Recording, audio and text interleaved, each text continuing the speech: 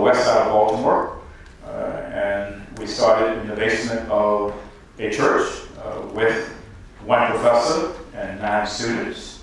And we have evolved from that one professor and 9 students to a university today of 8,000 students from 40 states and 70 countries. And so we indeed have come a long way, but we have come a long way because of the visionaries that put in place the ascendancy of this institution along the way. And so there are 5 critical dates in the development of Morgan that I'll mention that actually I can point to where we were, how we got to where we are, and then a little bit of the future. So we commenced as the Seminary Biblical Institute in 1867, and we held that name until 1890. And in 1890, the name of the institution changed to Morgan College, still a private institution. And we held that name from 1890 until 1939. And in 1939, we became Morgan College, if you will. Morgan State College. And we became Morgan State College because the state of Maryland did not have a public institution at the time as an alternative for black students to attend. And so it purchased Morgan College, a private institution, and made it public. And for the very first time, inserted state in its name. And so we've been a public institution since 1939. And so we held that title from 1939 until 1975, when late Senator Verda Welcome, the first African-American woman to be elected to a state legislature in the United States, in the state of Maryland, introduced legislation to say it's time now for Morgan to grow up even more. And that legislation then enabled Morgan to become a university and to offer graduate degree programs. And so in 1975, we shed the name Morgan State College and became Morgan State University. And then this past year, the state legislature, much support from Morgan alums and others, signed into law in the state of Maryland, SB 1085, declaring Morgan State University as the state of Maryland's preeminent public urban research university. And so to close out my segment on this question, we have evolved from an institution with 1 professor, 9 students in the basement of a church to a global, world-class institution today whose students can compete with anyone, any place, any time. And we are offering nearly 50 degree programs at the baccalaureate level, 45 degree programs at the master's level, and 16 degree programs at the doctoral level. I think that in and of itself deserves a round of applause for the visionaries along the way who put us on that track. That is amazing. From 1867 to 2017, United States Centennial Celebration, 9 universities. It's amazing, 150 years. Now we're travel down 95 and go to Fayetteville. I want to go to Dr. James A. Anderson, president of Fayetteville State University. Thank you. Good morning to all of you. Good morning. In a similar mode as David described, all of our institutions have gone through iterations and name changes. So I won't go through all the name changes. I would like to highlight, though, those 7 African American men who in November 1867 pulled together $136, which would be equivalent to about $10,000 today. They pulled together $136 to buy a plot of land which housed what we would just call a small shack today. What'd you say? Just hold it above the ground. Like that? Okay. And the Howard School was formed. The critical date was probably around 1967 under the stewardship of Dr. Charles Lyons, who passed away recently. We became Fayetteville State University. And it was at that point that the university really took off. It built upon its great historical black legacy, but it understood it needed to respond to the competitive landscape of higher ed, which is our vision now, is to really become a 21st century globally competitive institution. And we don't use the term globally loosely. I mean, there are only a couple institutions, Morgan, Fayetteville State, Delaware State, for example, who have a strong footprint in China. I mean, a very strong. Our footprint in China is stronger than Chapel Hill, Duke, NC State, any of the major universities in North Carolina. In the same vein, David has done the same thing. And we're doing it both face-to-face and we're doing it at a distance. So it's important to never let go of your historical legacy, and we intend not to, but we make it clear, and everybody on campus says the same mantra, that we were founded in a great historical legacy that's African American, but we must move forward in this competitive landscape to be a 21st century university.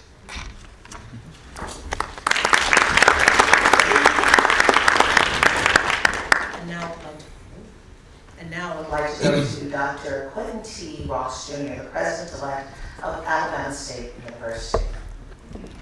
Well, good morning to everyone. Good morning. And first, let me thank Dr. Wilson and this outstanding university for giving us this opportunity to celebrate together. I guess amongst my colleagues, I'm probably the newbie, maybe with the exception of Dr. Barton. But when I sit here and listen to all of the history of these institutions, I cannot help but to be thankful for being a benefactor for what was done for those of us that were unborn, that has given us this opportunity to sit and have this dialogue today. Alabama State University out of Marion, Alabama in Perry County, which at that time in the 1800s was considered the epicenter for education. But to know that 9 slaves took $500 to start a university that was there and may have been there had not racial tensions rose. And it was interesting as you read the history to understand that a lot of the institutions, particularly private institutions, were started there in Marion. And it was a conflict between a student that was at the Lincoln Normal School and a student that was at the Howard School, which is Samford University now in Birmingham, which thrust Alabama State into Montgomery, Alabama, to be housed at Beulah Baptist Church in its basement and to develop into a world-class institution. When you think about where God has brought us, He's brought us a mighty long way. But even more importantly, when we talk about how I sit here as a product of Alabama State University, 3 times over. And as I've stated, that only the master architect could design a moment such as this, where I've had the opportunity to serve as one of 8 black state senators in the state of Alabama. But the first experience that I got as a senator was as a freshman class senator at Alabama State University. The first opportunity that I had to be a president was as student government president at Alabama State University. So again, when I say that the master architect has designed this moment, I truly am blessed to have the opportunity. But more importantly, when we talk about taking a young black man that was just average and allowing him to grow and expound, that is what our universities do for our young people. We wrap our arms around them and give them the opportunity to find themselves and to grow, to become such great contributors to society. And so when we talk about our mission, we want to be that world-class institution globally. We have students all over the world. We have 50 degree granting programs. We have 4 doctoral programs. You know, those are accomplishments that we have made. But then when you even think about the contribution that this institution made to the modern day civil rights movement, when you talk about those who took the chance to stand up against so much segregation and stand up and be heard, and when you look at our history and know that H. Council Trenholm and that whole faculty was removed by the legislature because of their contribution that they were making to civil rights. I mean, we have our place in history. And so as we sit here today, I'm just honored to be amongst these, my colleagues, and want to sit at the feet of all of them to learn as we work together, because sustainability is the key. We have made 150 years, but we have to prepare ourselves for the next 150 years. And when you look at each one of our histories, I'm sure it's marred in political strife. And of course, I have a different perspective by sitting on the other side in the legislature, but understanding why that strife is there. And it's because sometimes we function in silos, and we have to open ourselves up so that people understand truly what our contributions are across this country. So I'm just blessed and happy to be here, Ms. April. Thank you for giving me the opportunity. I look forward to the continued dialogue. Thank you very much. Thank you. From whence we've come to where we're going, we are 150 years later. We hope and dream of the slave and the abolitionist. It's amazing, 150 years, wow. I'm going to go to Dr. Lisa Long, the Provost of Talladega University, representing Dr. Billy Hawkins. Good morning. Good morning. I'm just delighted to be here today in the absence of our president, Dr. Bill C. Hawkins, who has been at the institution since 2008. And in terms of Talladega College first began at the idea, the vision of Talladega College began at a Freedmen's Bureau convention in Mobile, Alabama in 1865, but a school was later purchased in Talladega County called the Swain School by the American Missionary Society for $23,000 for the building and 20 acres of land. And at that time, there were 140 pupils. Now our enrollment has increased over the past year to 865 students. We've had an enrollment of over 1,200, but have had some challenges with enrollment over the past years, as most of our institutions have suffered with enrollment challenges. But our mission is to equip students and prepare them for the global society, and also equipping them with the moral values, and we just believe that students are first at Talladega College. And so, as all of these institutions that are here, we have just had a long history of academic excellence at Talladega College over 150 years, and we'll continue that legacy.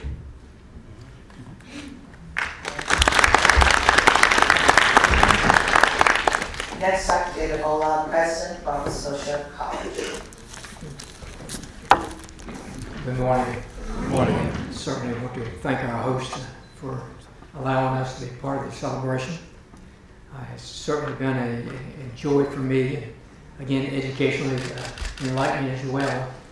But our institution is located just outside of Charlotte. We're near the Speedway. So we see people racing about life all the time, just in a different perspective. But we were founded at Scotia Seminary in 1867. We share the outreach from the Freedmen Bureau. We also share a part with J.C. Smith, who's not here, with the Presbyterian Church USA. We were founded by the Presbyterian Church USA in Freedmen's Bureau, actually at the end of the Civil War, like everyone else. When we were in great turmoil, there was a need to find a place in the South where education could grow and prosper and move forward. And Reverend Luke Dorland is known as our founder. He was a pastor. Our first 5 leaders of the college were pastors, educators. But as Luke Dorland came, he said he's found the place where people can grow and people can enlighten their minds and move forward from just basic reading and writing. Arithmetic is where we started, with domestic skills. But it could go to these phenomenal ideas of thought and critique. And so he had a forward mind. And of course, we moved forward like the rest of the institutions. And as Scotia Seminary started, we were started for women. I think we like to claim we were the first HBCU that was designed specifically for women and to educate them. We started about age 8 and 9 years old. And one of our most famous graduates is Mary McLeod Bethune, who entered at about age 9. And she stayed with us for 12 years. So it's certainly a lot of hope for some of us who struggle through the years of getting out of college. We don't have too many stick 12, but we have some of us that are pushing it. But Mary McLeod Bethune certainly went out and made the institution very proud with her work with the 3 American presidents as an advisor and as the founder of what we know now as Bethune-Cookman. But the institution in 1932 merged with Barber Memorial out of Anniston, Alabama, to become Barber Scotia. The name was adopted in 1934. Dr. Leland Cozart, I always call him the man. He was our first African-American president in 1932. He served for 30 years. And I tell people all the time, just think what it would be to start with an institution at the end of the Great Depression when you have almost nothing and we're trying to recover. It's almost like starting all over again with 1867. But as he moved forward, he moved through World War I, the Korean conflict, the social upheavals we had in the 50s, and of course civil rights issues. And during that time, we also changed from being a single-sex school. In 1955, we became co-ed. We admitted our first male student who happened to be a white male, which surprises many people. He did graduate, so I think that's kind of interesting as you look at our history. But we've rode the roller coaster up and down, great times, but we've also had some very low times. And most of you know that in the early 2000s, we suffered almost a fatal blow in the loss of our accreditation due to I guess the failure to pay attention to all the small details that we need to pay attention to. But I see that as a great opportunity for our institution to move forward. I know we're going to talk about moving forward later, but we're just so blessed that through history, God has always supplied us the leadership on our board and in our leadership of our college. And we've been able to weather the storms, we've been able to look at the challenges, and we see each challenge as an opportunity rather than an obstacle. So I certainly want to thank you. And we will continue to face the challenge before us, as each of us will. But thank you so much for having us here.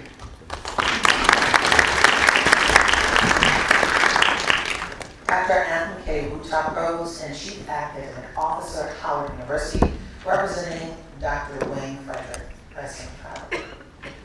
Good morning.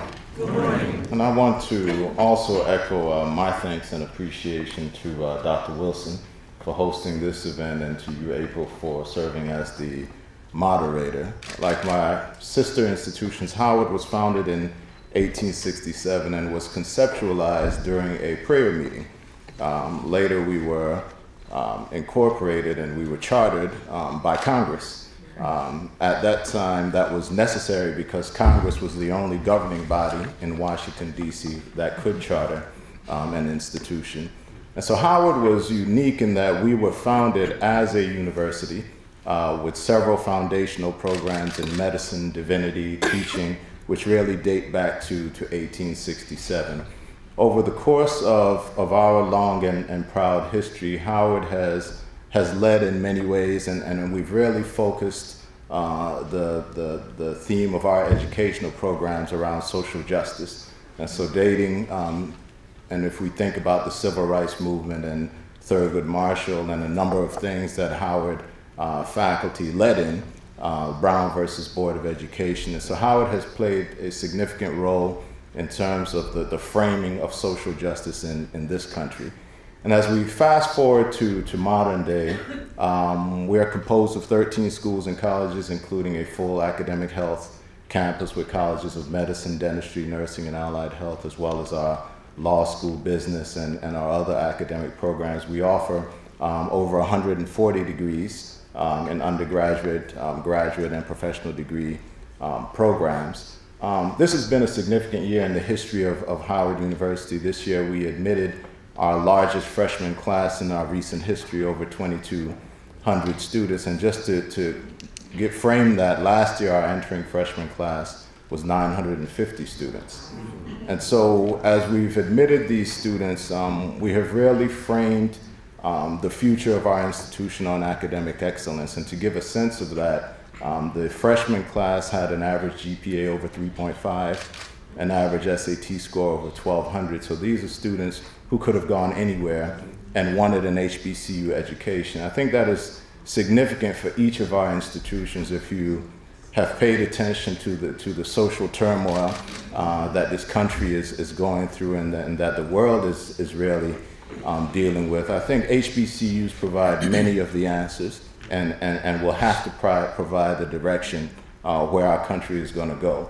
So I really believe, and we believe strongly, that our future and how we are defined as institutions is going to be framed by how we respond to the social issues of the day and how we provide leadership, provide opportunities for our students to understand activism and to understand discourse and to understand how do we address these issues, how do we conceptualize solutions to the problems that we face, and how do we do it in a way that will benefit our institutions, benefit the country, and benefit the world. And so on behalf of our president, Dr. Wayne Frederick, it is truly my honor and my pleasure to be seated here among these luminaries and greats in HBCU education, and we look forward to the conversation.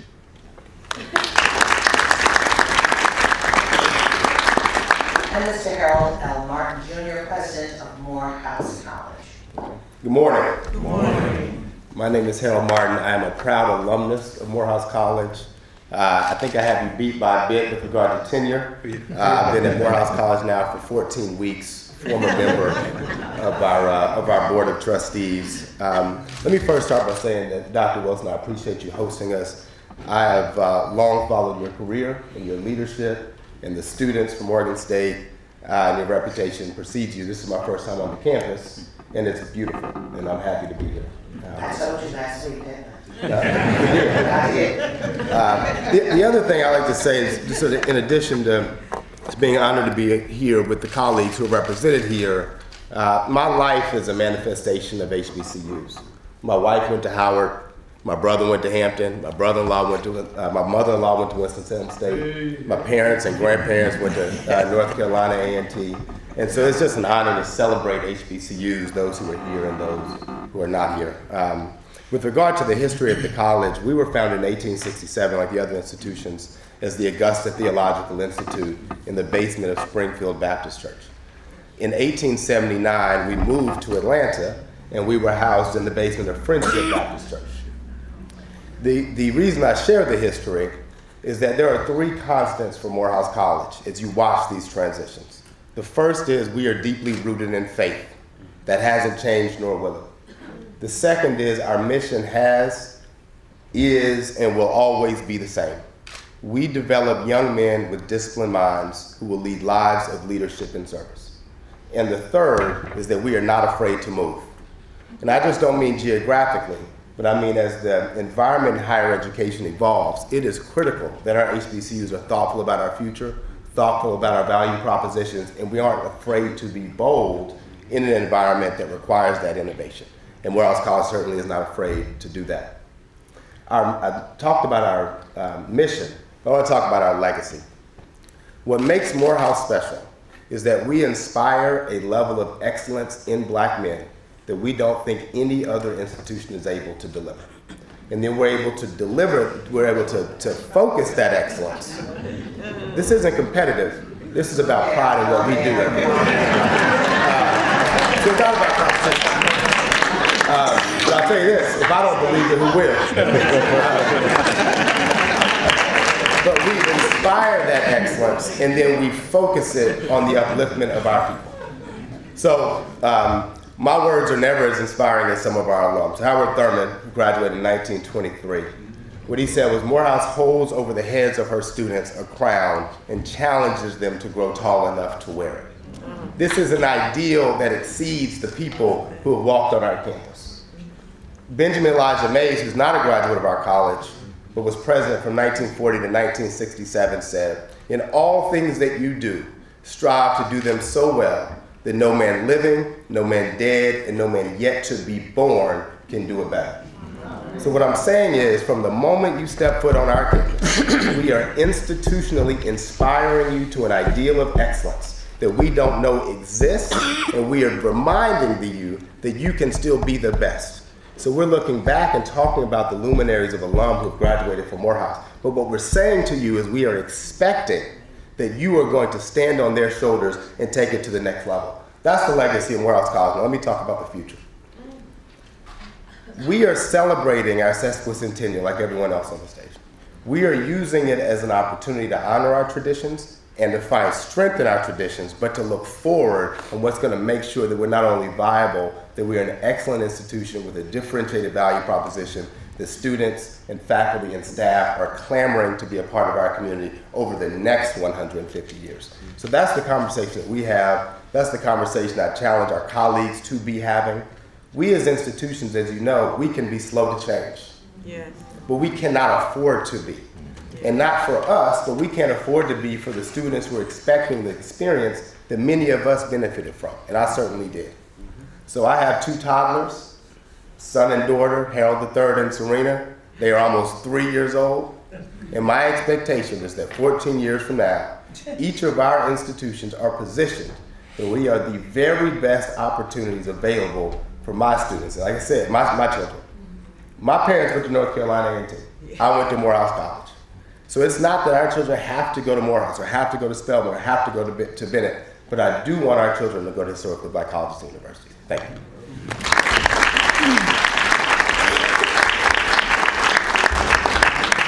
Some very good dialogue.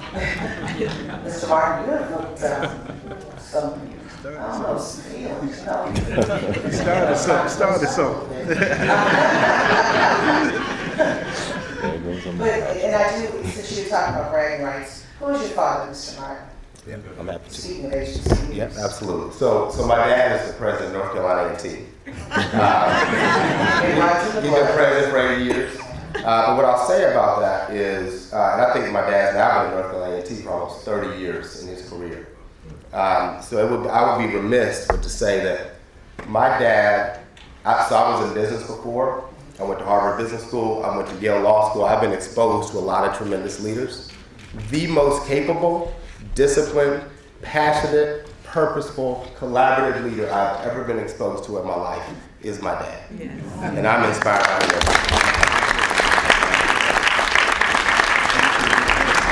So one of my favorite sayings, and I believe it with all of my heart, and this is, and I'll say it, I don't care. If it were not for Morgan State University, I would not be where I am today. And I'm serious about that.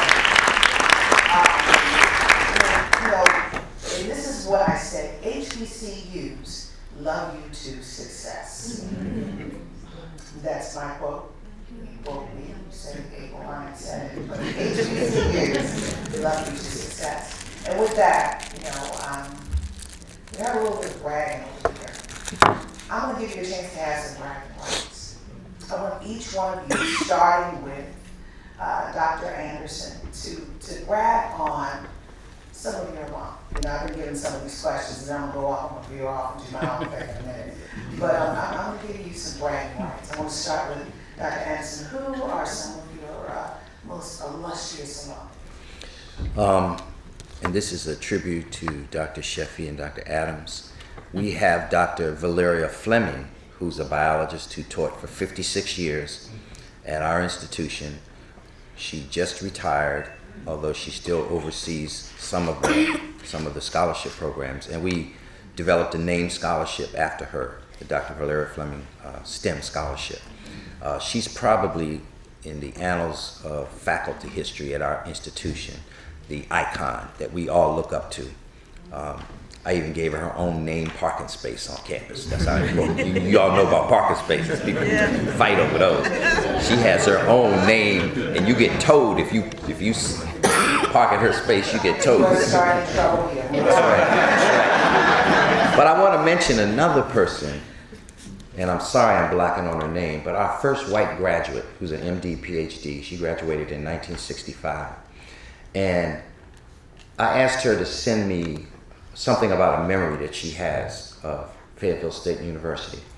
And she said that when she was there, and she was the only white student there, the first and only white student there, she said her great memory was that when John Kennedy was killed, she was in the dormitory with some other females, and they spontaneously got up, went outside, held hands around the flag, and sang the Battle Hymn of the Republic. And she said that was the first time I ever felt like I truly was a Bronco. Okay? And she's been highly supportive of the institution. She's been very public about her Bronco legacy, etc. And that's the kind of legacy that exists at all of our institutions, that we have those individuals who've gone on and made their marks, but yet deep in their hearts, they have memories, and we need to record those memories. We need to find, one of our alums passed away recently at 103. And 5 to 6 years ago, I asked the people in advancement to do videotape interviews with her, and they didn't. And I looked at the director of advancement and I said, you're this far from getting fired, because he did not tape that legacy that she had in her head. So we need to make sure that we do that. Thank you, Dr. Anderson. Dr. Ola, you talked about Mary McLeod Bethune. Who else? And talk to us about the legacy that some of your more prominent graduates have left in this nation and the world. I'm sorry. Yeah.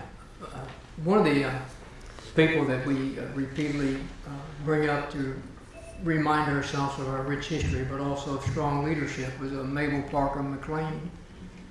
She was our president. She graduated in 1938. Let me back up. When we were 2-year school, her roommate was Vivian Ayers, and I don't know if you know who Vivian Ayers is. But she has 2 prominent daughters, Debbie Allen and Felicia Rashawn. So it's quite unique that these 2 are roommates. But Dr. McLean's benefit is she served the institution off and on her whole lifetime. She served as our president 3 times, and interim probably twice. She was also the first female president appointed at UNICEF, which was quite an achievement at the time.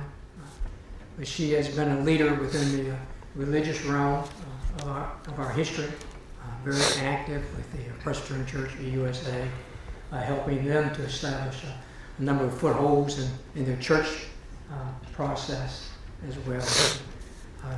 Mabel was always ready to speak and to talk. And she used to tell me, she'd say, Dr. O, and I'd say, yes, ma'am. She'd say, you have to give me 15 minutes before you come visit me. I have to be prepared to talk with the president. And I'm thinking, what are you talking about? I'm honored to be here with you. But she was very humble, and she was very appreciative. But she was always very alert and aware of what was going on.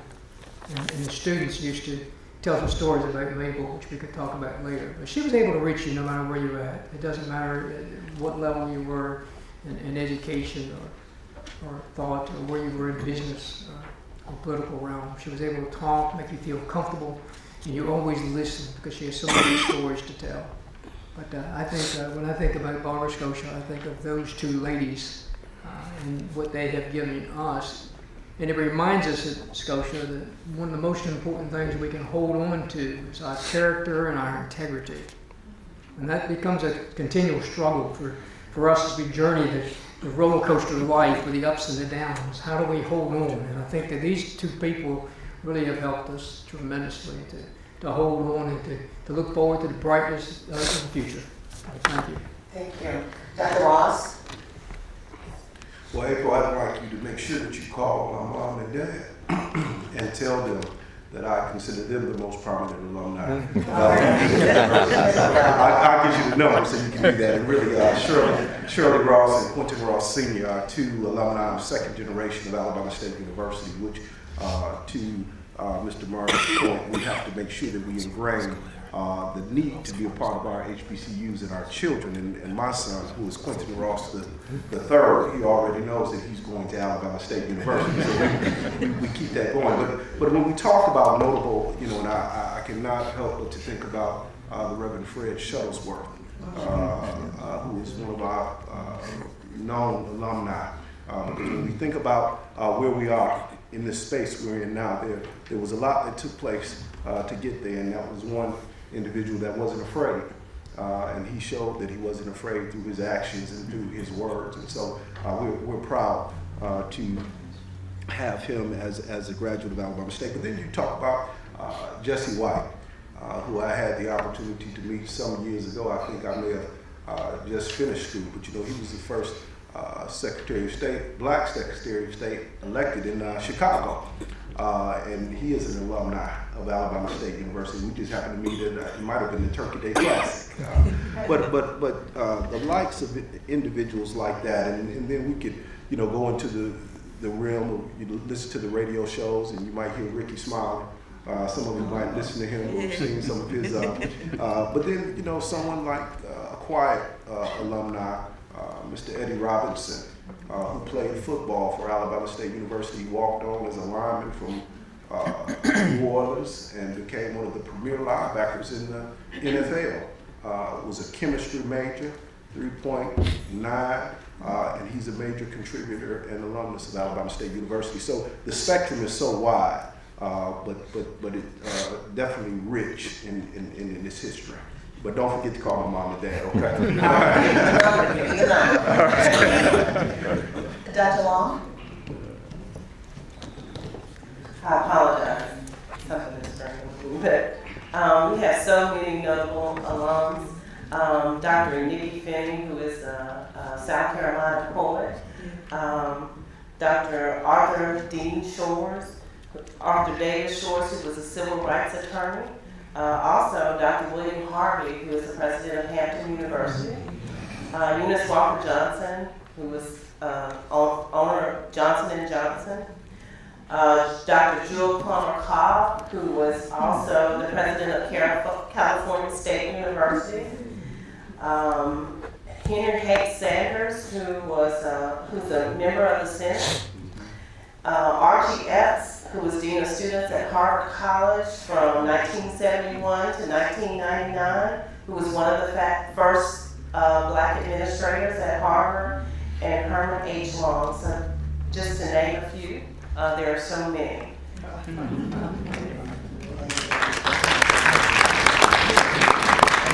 All right, now let's go to Morehouse. We're already in that place now. We know. So I'd like to make 3 points. The first is, sometimes we operate as though our alums happen to go to HBCUs instead of taking credit for these institutions being critical to the formation of these people and what they've gone on to do since they left our institution. So I want to use Dr. King as a very quick example. So Howard Thurman, who was one of our alum, 1923, wrote over 20 books on religion, on philosophy, etc. And he was one of the premier thinkers on radical nonviolence before the Civil Rights Movement. Okay? He was also a friend of Dr. King's father. And so when Dr. King came to Morehouse, one of what he will often say is he was studying Thurman's works. Thurman wrote over 20 books. Okay? Dr. King's mentor, Dr. Benjamin Elijah Mays, who was president during his tenure there, before Dr. Mays came to Morehouse, he wrote a book called The Negro Church, where he went and visited hundreds of black churches and distilled what his critiques were and understanding the black churches, how they worked, how leaders led, what worked, what didn't. And this was also formative for Dr. King. So what I want to say is, obviously, Dr. King is our most prominent alumnus. But more importantly, it's the people he met and the experiences that he had at Morehouse, right? It's not just the mission and the culture, but it's the people that matter. And that continues to be the case today. So that's point one. The second point is, we're very proud of what we believe is an unrivaled track record of developing black men who have shaped our society across sectors. So I mentioned a few of these guys. I won't try to do it on memory because I'll get myself in trouble. But Dr. King and Julian Bond as civil rights icons. Maynard Jackson, first black mayor of Atlanta. To this day, there are many millionaires made because Maynard Jackson had the foresight to make sure there were business opportunities created for black leaders in Atlanta. Spike Lee, Samuel Jackson, Bill Nunn, Dr. Lewis Sullivan, who's become a very good mentor and friend of mine, Dr. David Satcher, Calvin Butts, Amos Brown, Otis Moss Jr. and Otis Moss III, Benjamin Broadley, Mordecai Johnson. I think the point is, if you look across sectors, Morehouse men are making a meaningful difference. Now, I want to make a third point, and this is perhaps the most important. We reference these names, and I do so with my students, our students. But there's a more important point, that Morehouse is still doing that to this day. So I want to acknowledge one of my former classmates, Nick Fletcher, who's sitting in the back. I asked Nick to stand. Nick, you will have never heard Nick's name because he didn't graduate before 1960. He's a professional in Morgan State, but more importantly, excellent at his craft, clear moral compass, high character, committed family man, and he is representative of what Morehouse is today and what Morehouse continues to be. And so we actually just launched a campaign called We Are Morehouse. There's a website, wearemorehouse.com, and we'll continue to build out, because at the end of the day, we are Morehouse, right? It's not only our early graduates. We've been here 150 years, not just the first 60, right? And we'll be here for 150 more. So we're going to get in the habit of honoring our young alumni, because we're not going to wait until they're 70 or 80 years old or even gone, and their accomplishments to look back on to honor them. So we're proud of brothers like Nick now, just like we're proud of our older alum and luminaries that you'd be familiar with. I have two more that you forgot. And I know the list is long. Farnsworth Bentley, Absolutely. Derek Watkins. Derek, yeah, he doesn't go by Farns. Farnsworth Bentley, Yeah. And former Homeland Security head Jay and Johnson. the Obama administration, That's Jay fine. Johnson. No He can help you out. Absolutely. All right. Well, I had to stop the list somewhere. Yes, stop. Okay, stop right. Okay, stop right. Stop right. All right, now, okay, now we're going down the street. Okay, how are you? You know, and there was a joke I told last week at the dinner, the CBC dinner, Congressional Black Caucus dinner, and during the meeting with the presidents. I will say this, I'm a proud bear. Bear all the way. You're a bison. But guess what? Bears eat bison. I don't came from this nothing. You can't go back. You can't take it. Just go on. Give it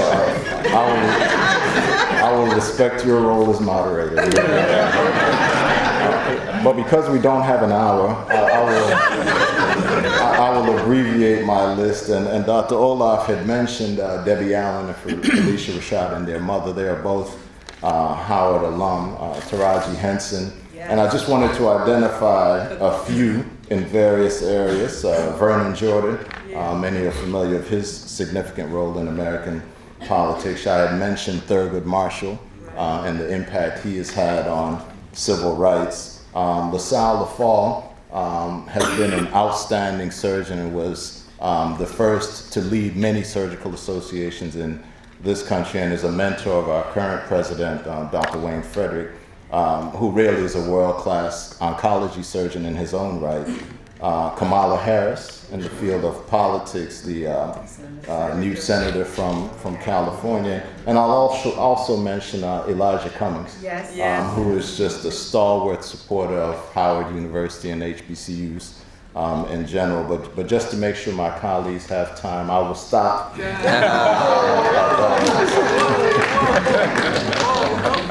We're watching how presidents brag and university heads like to throw it out. Okay, but you know what?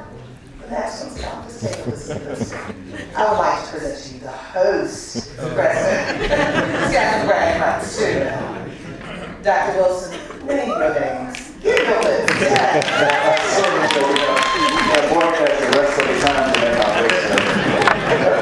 I've never heard him drop the mic. Okay. You know, this is a good question. So let me say that I think one must distinguish between being famous and being consequential.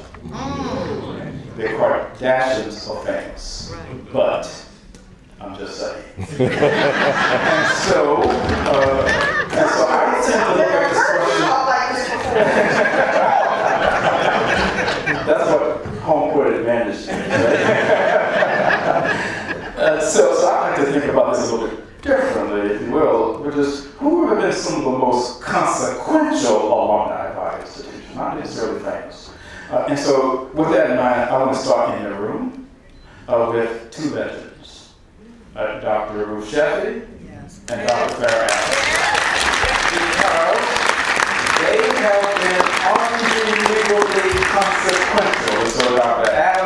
one can argue, is credited with putting in place here at Morgan the incredible foundation in STEM that has produced Morgan STEM graduates that are #1 in the United States in almost everything.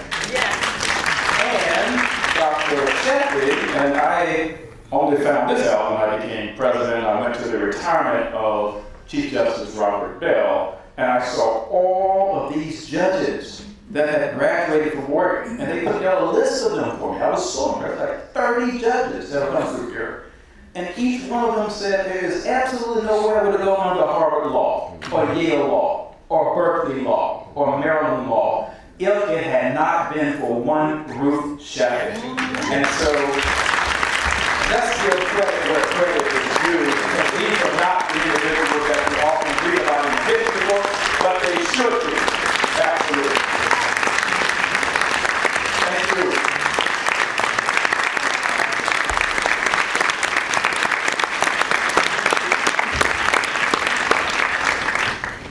Now let me come back to my Cornell West, because my good brother Martin, right?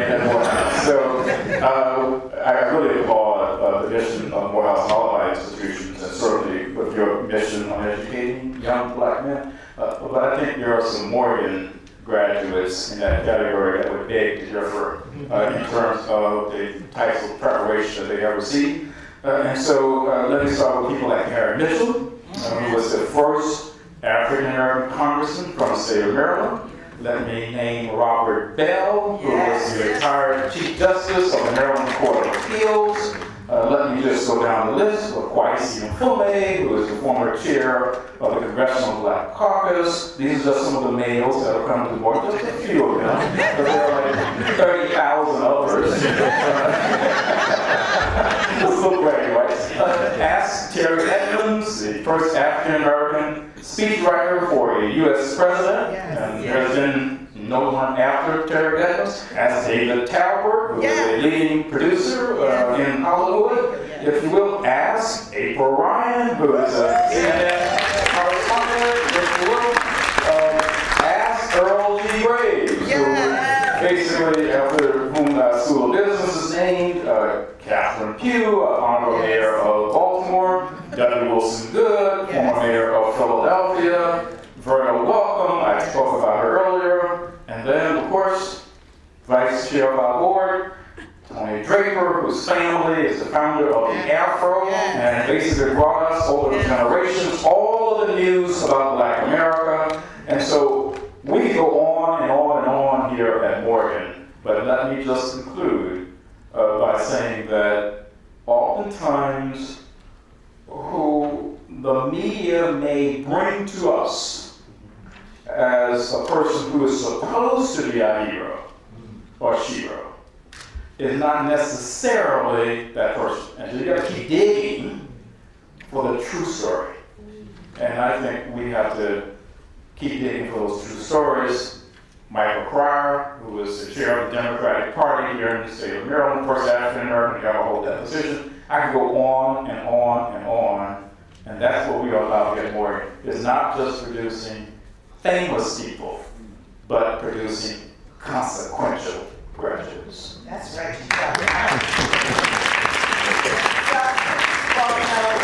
President Wilson, you left off a couple people.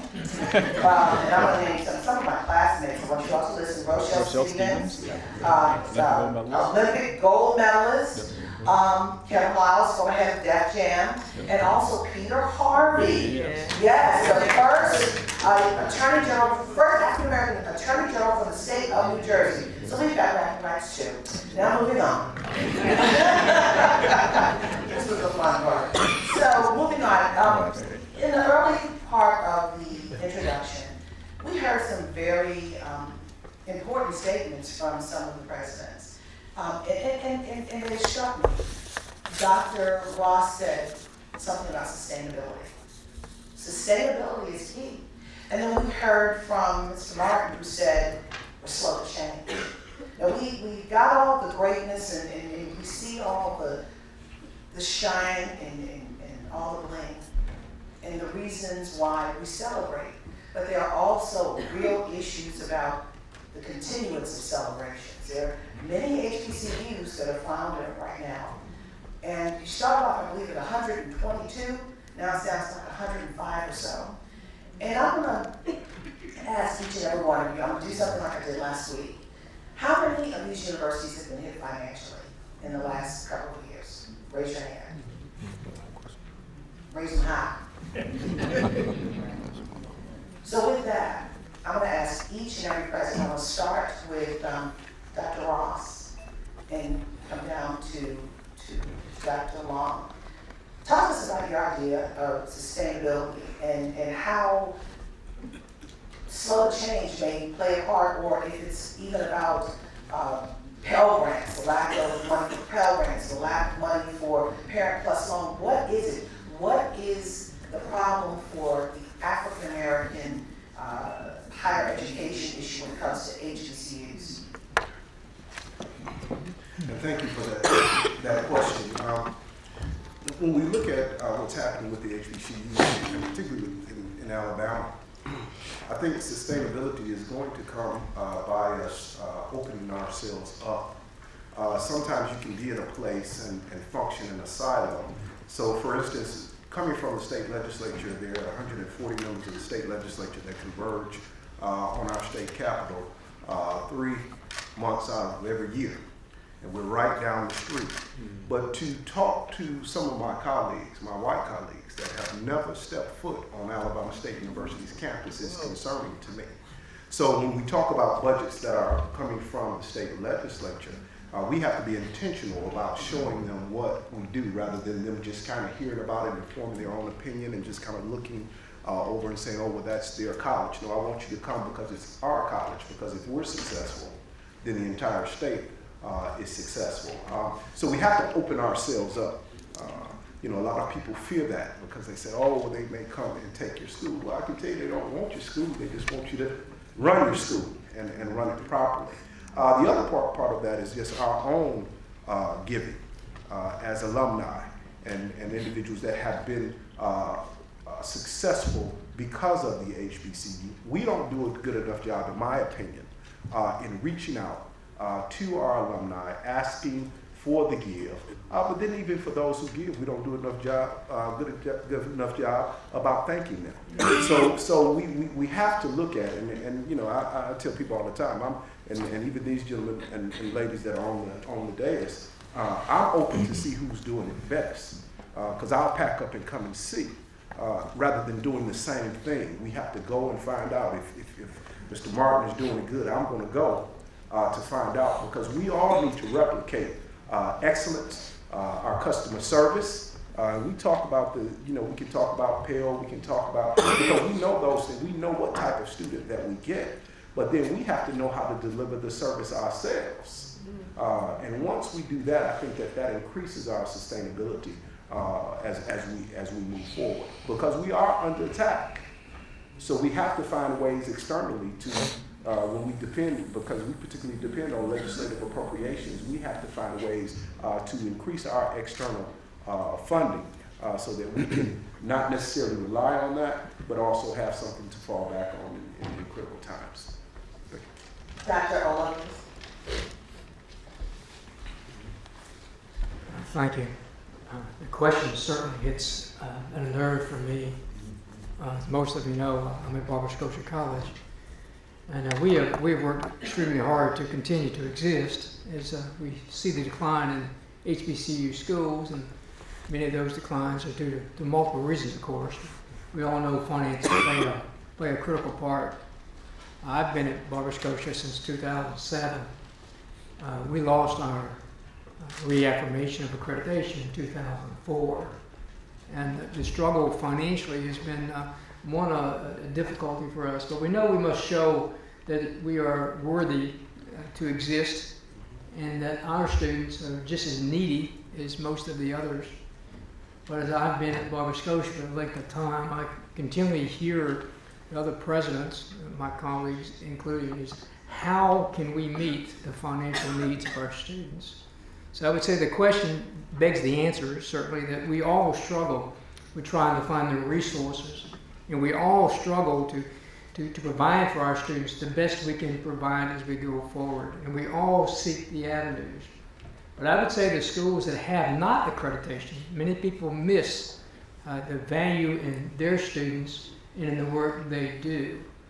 Many people miss the struggles they have to find the finances to afford education. As most of you know, the last 10 years has not been good for our financial aid. Many of our institutions have suffered decreasing enrollments because what happened with the loan program for parents. And of course, if you're a first generation child and you're looking for that help and it's not there, it changes your world. So I think we see more students maybe returning later or seeking other options.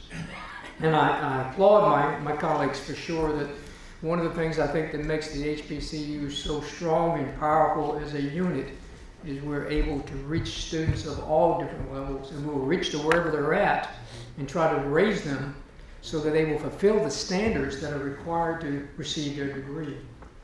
And that's costly, as you know. So I do believe that each of us in our role have got to be more creative in how we come up with funding to help our students, and we have to help others take the responsibility for themselves. And I think that's a challenge we're going to have to continue to look at. And I think the schools that are certainly generating the outstanding individuals who are achieving greatness, I just want to remind us that all of our students are great. They all have talents. They all have gifts. They may not be famous, as you've heard our colleagues say, but each of them rise to the point. And part of that is finances. Finances do help us, and they help us to provide. But I believe the financial issue will always be there. But I think you all know as well as I do that each one of our students is an investment, not a cost. And that's important that we convince others to invest in what we're doing to help us to achieve the resources that our students need. But I certainly thank you very much. Thank you, Dr. Owen. That's great, an investment. And Dr. Anderson, I want to keep the same question for you. I want to use the same question, but you said something very poignant last week when it came to the issue of sustaining for the next 150 years. You brought in thinking about new ways. Talk to me about that as it relates to sustainability and financing. Sure. I want to come back to a point I made earlier, and that was about looking toward the 21st century. Yesterday I had a Board of Trustees meeting, and at one point in that meeting, I said to them, here's exactly where we're going to be in 3 years, and this is what we're going to look like, and here are the new priorities we'll be working on. And then I said, and here's where we're going to be in 6 years, and here's the new priorities. I had to give them a concrete vision of where we're going to be in 3 years, 6 years, 10 years, so they could begin to focus on it. That's very important. For me, sustainability means a couple things. It means we have to become more entrepreneurial as HBCUs, okay? I was on SACS for 10 years. I was on the executive council, so it was 12 of us at the top of the pyramid at SACS. All the final decisions were made. I also was asked to go and lead the teams to the HBCUs that were in trouble. So my most recent ones were South Carolina State. They were really in trouble, but we got them through. Virginia State, we got them through. Norfolk State, we got them through, okay? But in each case, finances were the core of the problem. You can have all the programs you want, you can have all the important people you want, you can brag about yourself, you can put up billboards. At the end of the day, your financial house better be in order, because that's what you're going to build on. You can't get new programs without finances. You can't bring in these distinguished professors and chairs that we want, which are going to cost you $1.5 million easy, because you got to pay for their grad students, you got to pay for their labs, etc., unless your financial house is in order. So sustainability to me means your financial house is in order, but we need new revenue streams. So I tell programs on my campus, you got 3 years to pay for yourself. Okay, we're not going to put a whole lot of money into you, especially for some of the centers we have. Our Center for Defense and Homeland Security. Okay, we're the only one in North Carolina. I told them when they began, in 4 years, you have to be self-sustaining. They are now. Just something as simple as summer school. We never made money off summer school until 2 years ago. We made $250,000. Last year we made $350,000. This summer we're gonna make $500,000 off summer school. Okay. See, it's a new revenue stream. The second thing about preparing for the 21st century, besides being entrepreneurial, is you really need to understand your market demand, okay? The student of the 21st century is not a first-time freshman anymore, folks. That's right. It's not a first-time freshman. It's adult learners, it's transfers, it's military. In my 10 years, I'm starting my 10th year at FSU, the average age of our first-time student has gone from 19 to 25. It's 25 now, and I better understand what that means. That means these are people who are working, these are military. I mean, we have military who in the morning are in a firefight in Afghanistan, and in the evening are taking a distance course with us. And I'll never forget the soldier who flunked an exam and emailed us and said, "Can I take it over?" He said, "I was in a firefight for 4 hours with the Taliban, and I just couldn't concentrate on the exam." I said, "Man, this is the best reason I ever heard, ever." You know, y'all, Mr. Morgan, y'all come to us with this stuff about, oh, I was sick, I had a cold, you know, my auntie was sick, that's why I missed the exam. No, this man was in a firefight with the Taliban, okay? So, entrepreneurship, understanding the new market, financial stability, okay, that's the 21st century. That's what sustainability means at Fayetteville State.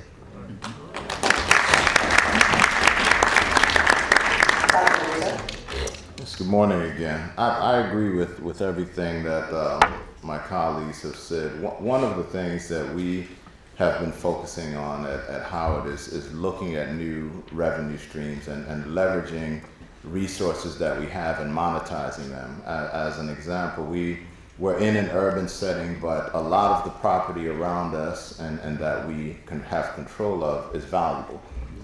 Recently, we've taken several of our dorms and we haven't sold them. We want to retain those assets. But we've developed collaborations with a number of builders and developers, and we've come to some agreements that they would help us, for example, build new academic buildings or build buildings that will have shared use. We will lease to them over an extended period of time. They will build or renovate, and then after that time expires, return the property back to the university. And so being entrepreneurial is an absolute must. I think each of our institutions and institutions throughout higher education are under financial pressure.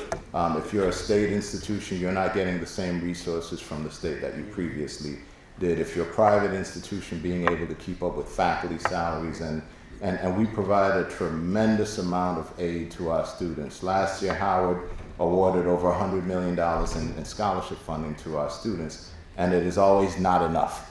There are always students who have more needs, but if our sister institutions are also anything like us, we have huge infrastructure needs. Many of our buildings need to be renovated, some need to be replaced, and we have chosen over time to invest those resources in our students.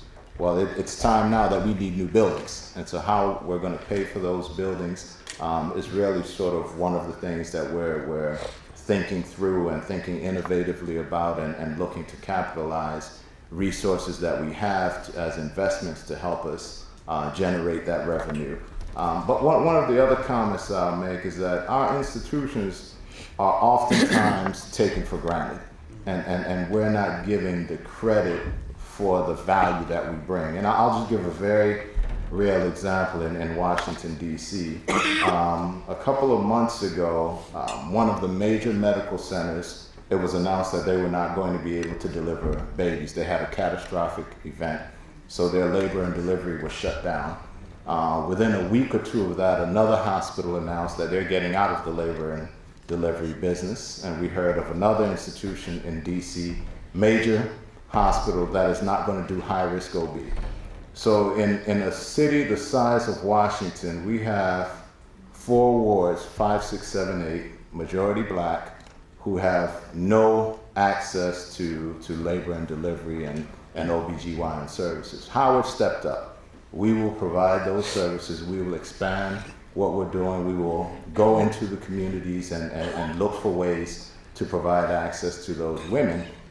Are we going to get the resources that we need to do that? Are we going to get the support from DC government and the other entities to make sure we can provide that service? And And oftentimes I say this, that we're expected to provide care and services and opportunities that other institutions just flat out won't do. But we don't get the same resources that we need for the value that we bring, and that's something that we have to change. Thank you, Mr. Martin. So you need to get to the airport. That's right. Thank you for taking, you don't want me to get messy with you. That's I do, but thank you. Okay, Thank you. You all don't right. watch tonight, I want to right? watch out for you. You don't But I watch really tonight. wanted to make sure because while I was talking, you didn't leave, and I took it personally. I'm not leaving you. I'm here with you. We, it's often said that when, the country catches a cold, the black community catches a flu. And in this case, higher education is caught a cold, and HBCUs are caught a flu. I think what we have to remember is that what we're experiencing is symptomatic of a broader transformation that's happening in higher education. Right, so I'll share a few of the themes that we spend a lot of time thinking about and some of the things that we're doing to prepare for a new normal going forward. One, fundamentally, the expectations of education have changed. Okay? The days of Encyclopedia Britannica being your sole source of information are over. Okay? Our students, if they spend 5 hours studying a topic online, could arguably know more information on that topic than the professor the following day. Doesn't mean they have more knowledge, doesn't mean they're smarter, but more information. So the purpose of education has gone from a one-way exchange of information to the information is table stakes. This is about critical reasoning, connecting the dots and identifying trends and actual practical skills that allow you to lead in a different environment. And if we miss that, then we as HBCUs are gonna miss a big opportunity to serve our students better. So that's one. The digital transformation, I don't have to say any more about this. I've got 3-year-olds who know how to use an iPad. Okay? So by the time they get to college, they're gonna have a whole different expectation around what we're teaching them and how they engage. Our students, when we send emails to our students, 80% of them open them on their mobile devices. Right? They're doing a lot of their work on their mobile devices, not on laptops even. Right? So we have to see this. So when we start asking people, say, well, will we do things online? Well, if we're not willing to meet our students where they are, again, we're missing an opportunity. It's not about online degrees. It's about hybrid pedagogical models where you're engaging students where they find information most accessible right now, right?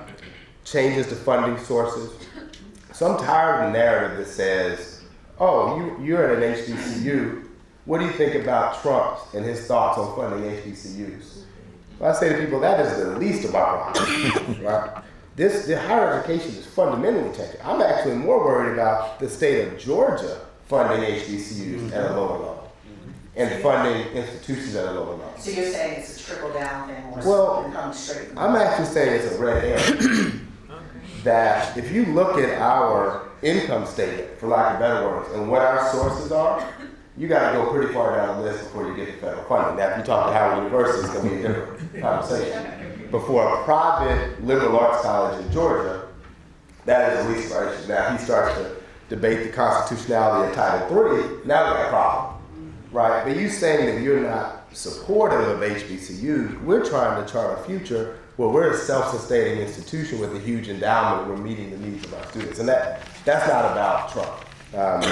So I digress. Transparency of ROI, it's very different. Our students are very smart. They say, how much does it cost? How am I going to pay for it? What do I get in return?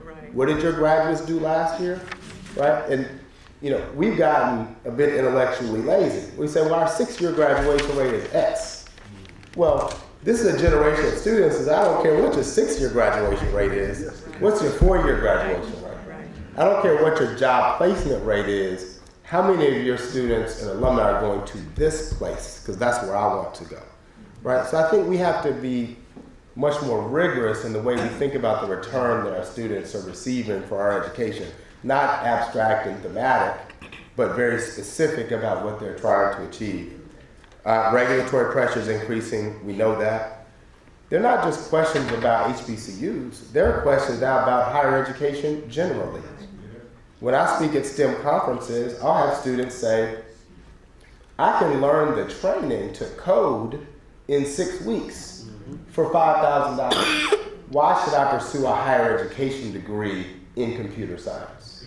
There's a real conversation to be had there because it depends on what you're trying to accomplish.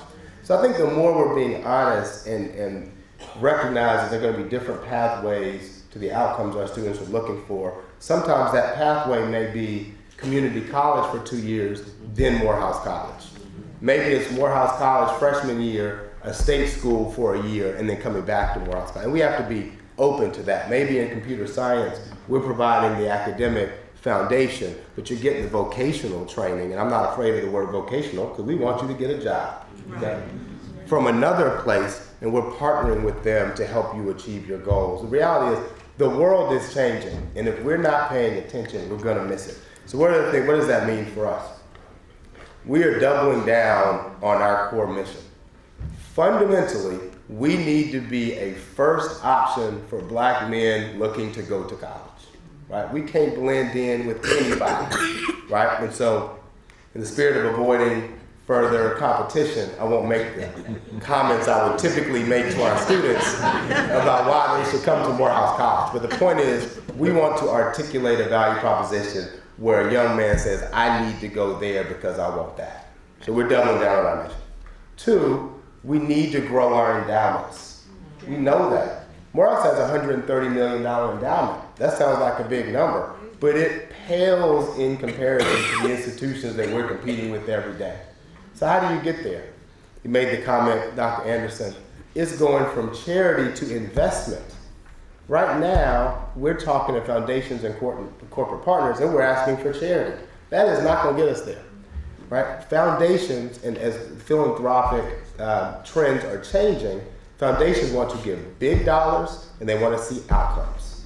So we have to structure ourselves to deliver the outcomes that these foundations are looking for, and that's how you get substantial investment that moves the needle on your endowment and meets the funding needs of our students. The other thing that we're talking a lot about, and this touches a lot of things culturally we're resistant to, is planned giving, right? Legacy giving, insurance securities that mature when you pass away, right? In more plain terms. So we see in the news these big gifts to white institutions. Someone gave $100 million. Well, they didn't write a $100 million check. They created a security where that $100 million goes to that institution when they pass away, right? And these are the types of things that, frankly, we as a community need to start doing to wrap our arms around our institutions.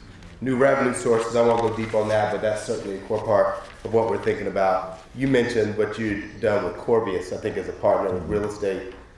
So being intentional about balance sheet moves. We have 66 acres just off of downtown Atlanta. You got to ask the question, do we need 66 acres? How much is that worth to somebody else? And how much is that value worth to the students we're trying to serve every day, right? So we have to be willing to ask those questions. And then finally, we have to aggressively control cost. Here's the other thing. We cannot continue to run our institutions so loosely. So we should start asking questions like, do you need that driver? Are you flying commercial? I hope so.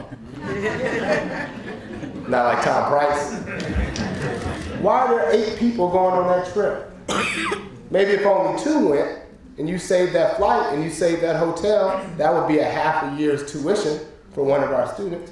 Right? We have to start thinking in those terms and holding ourselves accountable. This job ain't for you, it's for the students. And so we have to start realigning our institutions so that we're bringing in revenue, we're aggressively cutting costs, we're investing in our students. I think ultimately that's what will start the course forward for our institutions. And I appreciate you just riding today. And I'm trying to stay as long as I can. I'm going to have to leave, but I'm going to my president, and then we're going to go to Dr. Long, and then Dr. Bernie Hollis will let anyone ask a question for the next couple minutes, and then the next session will be with Dr. E.R. Shipp, who is a Pulitzer Prize-winning journalist and also a grand teacher here in the Global School of Communications here at Oregon State University. So, President Wilson. Okay. As we sit here to celebrate our sesquicentennials, I think the question you asked is the most serious one. how do we think about our institutions in a way that will ensure their longevity for the next set we sit? That's a serious question. And in this space, I think I cannot disagree with anything that my colleagues have said. I do think that Chancellor Anderson and I think pretty much alike on this. And I think that it might be a function. It might be a function of the backgrounds that we had prior to our assuming the leadership of our respective institutions. Neither one of us came up through the HBCU space. I was at Rutgers as associate provost there for 8-9 years. Then I went to Auburn as a vice president there for 11 years, and in Wisconsin for 4 or 5 years as chancellor, and then I came here. And I have to say that the whole notion of positioning Morgan, and I'm speaking frankly, to make sure that we as an institution are going to be sitting here 150 years from now, leading in this space, is the most challenging that I have faced. And in positioning the institution, I have to be very, very careful to do 2 things. In the vernacular, I have to be cross-eyed. I have to constantly keep one eye in the larger global higher ed space, because I know that those institutions from which I have come to this point are doing that, and we cannot divorce ourselves from what's happening out there in the larger space. And then I have to keep another eye on that which we're celebrating today, the legacy, the history of the institution, and make sure that as we position it, we are positioning it appropriately. That is, we're not going naked into the future, bereft of that which has made us fantastic and consequential to this point. Some aspects of our traditions, some aspects of our lineage and heritage, and we cannot go into the future not embracing the innovations, the different business models, and the different ways of thinking. And so with that in mind, here's sort of the way I think we need to be thinking. Jim was right. We have to think differently about who is going to college. And I really respect those institutions that say, we're in the 18 to 22 space, and we're not going to change. And I say to them, and I say this nationally, you need to seriously rethink that. Because if you don't, you could be on a path toward obsolescence. Because only 29% of all students in higher education today across every institution are in that age range. 71% of all students studying in higher ed today are not 18 to 22-year-olds. And so if you dismiss that market, you are, if you will, dismissing 71% of who is going to college. We can't do that. So we have to think about, Jim, as you said, this non-traditional market in a way in which we at Morgan, at Morehouse, at Spelman, at Fayetteville, at Alabama State, Talladega, and Nova Scotia, and Howard, and others, the way we thought about it in 1955, we have to reverse that. Is not the same. And so what I like to say is that we have to fish now in different ponds. Because those ponds that we fished in 1960, when the only hooks there were our own.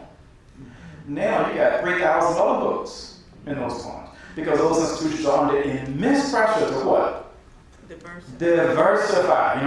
And they are bringing tons of millions of dollars in the way in which we indicated that they get that money to go and fish in those ponds that 60 years ago they would say, oh, absolutely not. No, that's not our pond. Our pond is the 1,500 SAT, and we're not going to, and that's who we want. But now, they are under immense pressure to have a 10% African American student population or 15%. And so if you're still there fishing in the same pond that you fished in 50 years ago and you are not taking your hook someplace else, and there are no new minerals in the pond, then pretty soon you're not going to have any fish. And so what does that mean? That means that we have to look at different delivery models. The way we talk about here, Lord.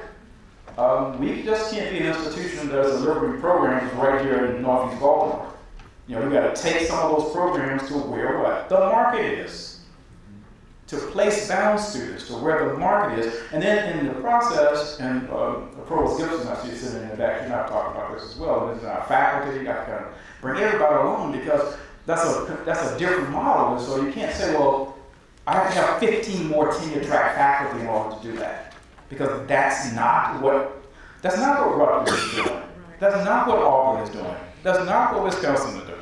They are deputizing individuals differently to teach those courses, and they're not only tenure track. Because those, and the quality is not diminished. So we got to think differently about that a little bit, if you will. We got to think differently about online. I don't think there's an HBCU that I may misspeak here, that would have what I call a best in practice online program. You know, where you are offering 30 degrees online, when you go and, go online to the New York Times, that ad pops up and, do your online program at X, Y, Z. We got to think about that in a way in which we have not thought about it before. And then the last point that I would make is that we are not all alike, as you can see here. We are not a monolith. And so within the 105 category, you have your small liberal arts institutions, you have quote unquote your regional public HBCUs, and you have your national research HBCUs. And we should not allow ourselves to be all lumped into one category. And if one institution over here is having difficulty, then it is, if you will, painted as the entire genre. Yes. And so, as such, I think that, I'll speak here in Morgan, I think that we have to make sure that we have peaks of excellence. That is, you have to identify, I think you've done a good job of that. 3 or 4 things that you can say, we're going to disproportionately invest in these things, and in the process, we are going to be best or better at them than anybody else. And then a rising tide will raise all ships. But when you have parsimonious resources, you cannot treat school A in the same way as you treat school B if, for example, you are trying to ensure that you have 2 or 3 very high-performing peaks of excellence that are responding to not only just the contemporary issues and opportunities, but you are positioning the institution for the next 20, 25 years. And I think that is the piece that we have to spend a lot of time on across our campuses, is to make sure this cultural shift takes place in a very measured, thoughtful way that is not going to create undue cacophony within and across the institution. And I often say to the deans and to the cabinet, change is a process. It's not an episode. And so therefore, we have to bend this arc, if you will. But we have to realize that we may be in this space of bending for a few years. But you got to do it thoughtfully, because once you bend it, you don't want it to all of a sudden just flip back, but to be clearly pointed to the future. So Jim and I have had conversations about the business models and the way I think our institution should be thinking. I think based on the fact that I know he and I are very involved nationally in a number of national boards and participated in a number of national conversations. And I think in this space, I don't want to overspeak, but I think we're sort of bringing to our respective institutions similar kind of thinking in terms of how to position ourselves to be not just relevant, but to lead in certain spaces, nationally and globally. Thank you. I think that Dr. Hawkins has done an excellent job at propelling Talladega College to the next level and looking at strategies that would sustain the institution. I look at this journey as, I look at the term, it takes a village to raise a child. I look at this HBCU community as a village, that we have to collaborate with each other, and we have to find out what other institutions are doing that are better, and learn how to do it better, because we can always get better at what we do. So I think that collaboration is important, and also just tapping into those untapped resources that we've never tapped into before. We may not have done certain things before, but now as times are changing, we have to do things that we haven't ever done before. Our students have to be exposed to opportunities that they've never been exposed to before. Global leadership opportunities, internships. I also think that we must increase our alumni giving. I think that we have a lot of notable alums, those who are recognized by the media and those who are not recognized by the media. But we have to tap into their strengths and help our institutions move to the next level. So just exposure for our students and using the resources that we've never tapped into before. Thank you. Can you hear me now? Yes. I'm Bertie Hollis, professor of English here at the university, former dean for quite a number of years, dean emeritus now at the College of Liberal Arts. I want to open the floor to questions from the audience, but I want to give the first question from the audience. I'll consider myself from the audience. I multitask. I play many roles. I've been at Morgan for 47 years, not like Dr. Chevy, Dr. Adams, just a young 47 years. One of the senior professors on the campus, and a proud graduate of Morgan State University as well. So I've seen this institution go through many, many changes over the last nearly 5 decades, and higher education did the same. My question is this. In my estimation, having worked at an HBCU for 47 years, having attended an HBCU, and here declaring that the foundation for my education was achieved here at Morgan, not at the University of Pennsylvania. The University of Pennsylvania built on the solid foundation that Morgan had already instilled in me, and so my greatest loyalty is to the HBCU that I attended. We are sitting on a gold mine. How do we get the nation to understand and recognize that we are sitting on a gold mine, their gold mine, and rather than trying to dismantle and destroy that gold mine, they should be taking full advantage and trying to support it in every way possible. What can we do to make this nation, and especially its current wave of thinking, did I make that big enough? Understand that they're sitting on a gold mine. What do we do? That must be a question. Okay, I'll take it first. I really believe that HBCUs need to engage in a new rebranding and marketing effort. And again, when you rebrand, you don't give up your great historical legacy, but you better be rebranding towards something, okay? And in that rebranding and marketing process, you're redefining for these new audiences that are out there, the corporate audiences, the political audiences, etc., even new cultural audiences, because everything is international now, that we're moving in a direction that offers them something they need, something they can can benefit from. Okay, you know, HBCUs, and again, David and I didn't come up that way. I mean, I went to Villanova, I was a basketball player, and then I went to Cornell. But my first job was at Xavier University. I taught Norman Francis's children. I like to tease Norman about that. But in between, I was at NC State, I was at Texas A&M. You know, I was watching these men mostly make money hand over fist. I was watching them move up into national rankings, and I was watching how they did it. Okay, and I said, HBCUs, we need to do more of that.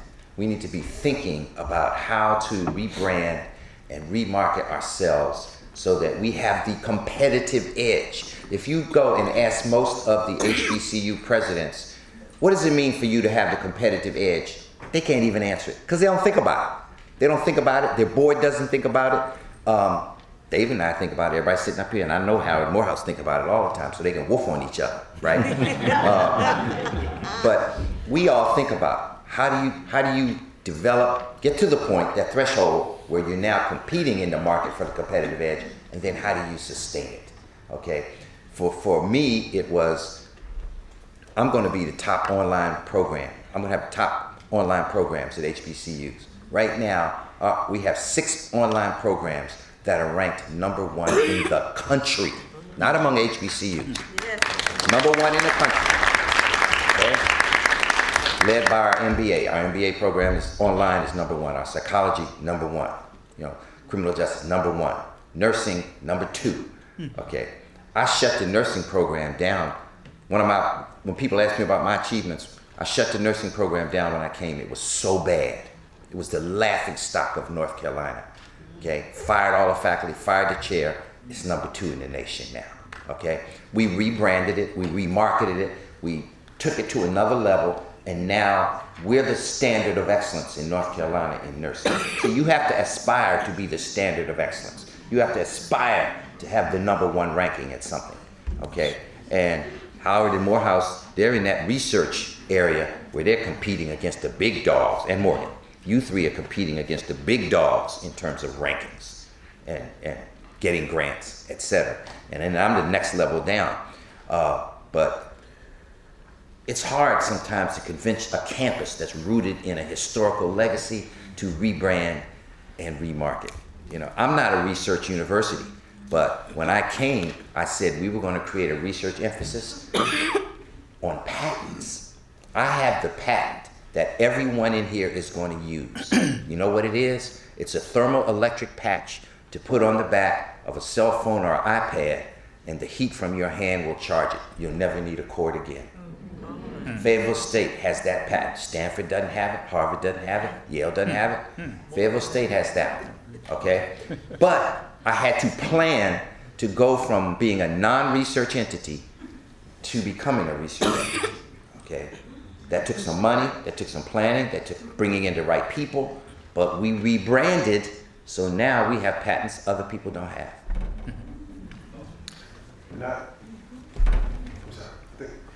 And I agree with Dr. Anderson in terms of the rebranding, but you know, I was on Alabama A&M's campus in Huntsville on Wednesday with Dr. Ugini. And of course, we had one of the hidden figures there that works right there at Nassau that was recognized. And we had, individuals there, a young lady who's the first in physics from Alabama A&M.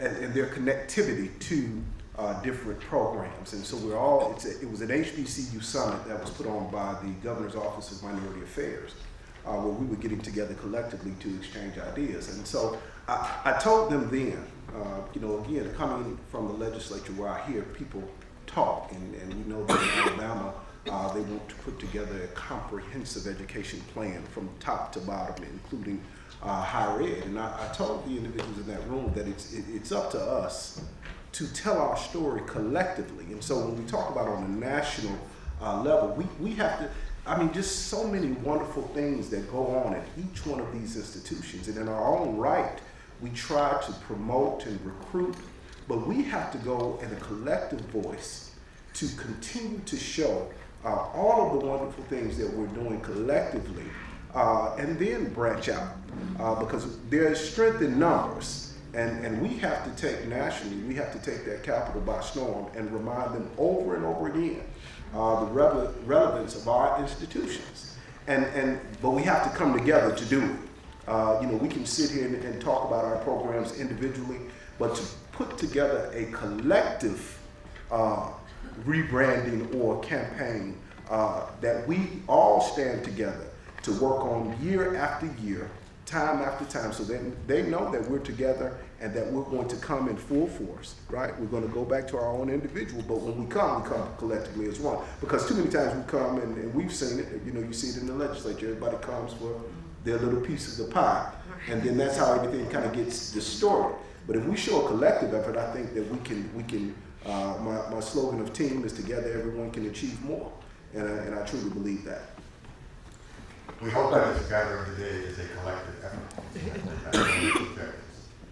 I would be a little bit more elemental in this space. I think you have to really convince individuals to come to your institution. So, going out and asking for money, and that's all great, and we all do it. But there has been a certain perception built up over, I think, the last 30 or 40 years about who we are. And unless you're able to penetrate that and get people to see your space, to see Morgan, to meet the students, to engage in the conversation with the faculty, you're not going to really make an appreciable dent in that. And so let me give you an example. I think it was 4 years ago, Jesse Jackson gave me a call. He said, Dr. Wilson, I'm having a meeting out in the Silicon Valley. And we're going to meet with these corporate executives out there, and I just read this report from Facebook where they only have, less than 1% black employees, and we know those engineers coming out of Morgan and computer scientists, and we want you on the panel. Come out with me. So I'm out there, and I tell you, some of the things I heard, it's like a room full of corporate executives in the Silicon Valley. And they had myself, President Morehouse, as I recall, Bennett College, and 3 or 4 more. And so after the conversation was going back and forth, we were kind of getting nowhere. Reverend Jackson said, okay, look, let me use this analogy.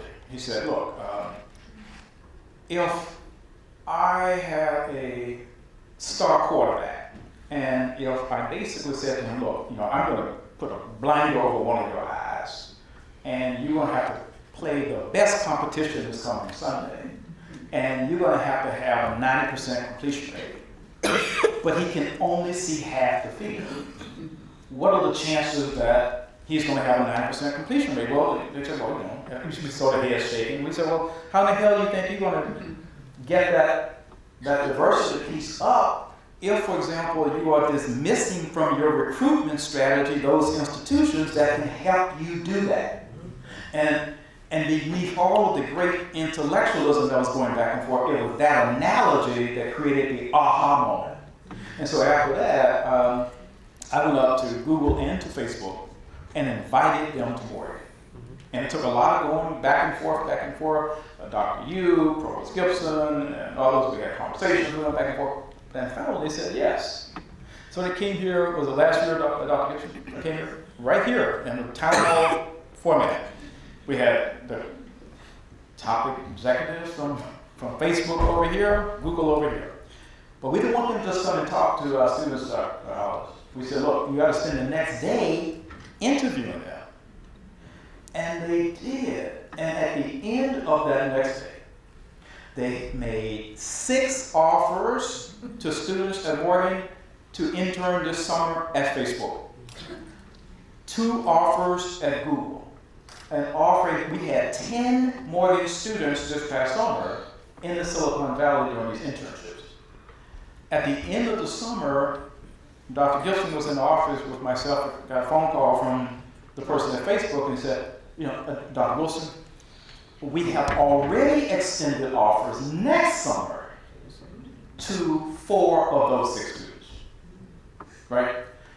And then as they walked the campus and as they had conversations with our students, all these aha moments. And one was, are you sure this is an HBCU? And it's like, So I don't know exactly how to respond to that, because once again, it's a perception, right? The perception is that there's something there I'm not going to see. There's something there I'm not going to feel, right? But they don't have that same perception when they go to Princeton. And it's like, okay, so you got to get them to come, pull this curtain back, and say, look, my students here at Morgan, I've been in those other places. I know that the students here at Morgan are some of the best students you'll see in higher education anywhere. And I just need those individuals to come and understand it. And then the next piece is that I hear a lot that we need to tell our story. Well, yeah, we do. But we spend a lot of time in Washington. And we need to understand that it's not just about the relationship you have with the secretary. Because those people are flying all over the world. It's those career staffers in those federal offices. And we have to, as presidents, every single trip we go to Washington, we need to be there meeting with DOD staffers and Department of Energy staffers. There's no money in the Department of Education, period. Other than Pell Grant, but there's no discretionary money. All the money in the federal government that we should be keeping our eyes on is in the Department of Defense and the Department of Energy in those areas. And so we have to not be fooled by some of the foolishness, because we can spend a lot of time in education and trying to argue over $150,000, versus $100 million over here where it counts. And so I think we have to understand more as HBCU leaders how to engage others in this space. And I had to learn the hard way, because what I found out was that many of these frontline people in those offices, they recruit them directly from the Ivy League, Big Ten, University of Chicago. And so we want to maybe make an investment in some HBCUs. And they're like, what's that? Because they haven't heard of these sort of young policy wonks. And then they go onto our websites. And if you're not positioning yourself on the website in such a way to create additional interest, then you are eliminated before you even know you're under consideration. So we just have to be much, much more intentional about this piece of Dr. Hollis, and I think invite people to understand who we are and the value propositions that we hold. And I'll just add to that, if I could echo Dr. Wilson's comments and just add to some of the things you said. You had mentioned Google, and we had formed a partnership with Google this past year, because we believe that we provide the solution to many of the issues that they're facing in terms of diversity and in terms of identifying excellent people of color who can do the job. And so we formed a collaboration with Google, and we created a concept called Howard West, where we sent this past summer 26 of our Howard University undergrads in computer science to Google. They provided space for us. We sent 4 faculty there, and the students took 12 credits at Google, taught by Howard faculty and co-taught by Google engineers.